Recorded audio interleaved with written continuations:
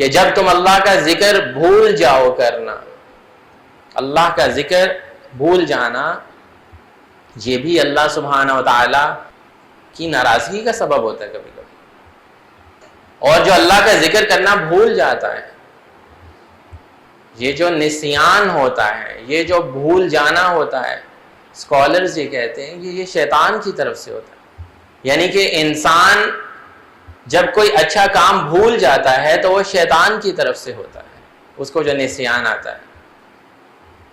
تو اس چیز کو اپنے ذہن کے اندر انسان رکھے، جیسا کہ اللہ سبحانہ و تعالیٰ سورہ طٰہٰ کے اندر میں فرماتے ہیں وَمَنْ أَعْرَضَ عَنْ ذِكْرِي فَإِنَّ لَهُ مَعِيشَةً ضَنْكًا، جو اللہ کے ذکر سے اعراض کر لیتا ہے، اللہ کے ذکر کو پیچھے چھوڑ دیتا ہے، اللہ تعالیٰ اس کے لیے اس کی معیشت کو تنگ کر کے رکھ دیتا ہے۔ اللہ کے ذکر کو چھوڑنے کی بڑی منحوست ہے، اللہ کو چھوڑ کر تم کون سا در پکڑو گے؟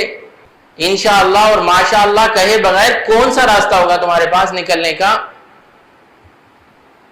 اللہ تعالیٰ جب کسی کو اپنے ذکر سے محروم کرتا ہے تو اس کے لیے معیشت تنگ ہو جاتی ہے۔ آج دیکھیں ہر بندے کا یہ مسئلہ ہے، میری ضرورتیں نہیں پوری ہو رہی، میری سیلری کم ہے، میرے پاس پیسے کم ہیں۔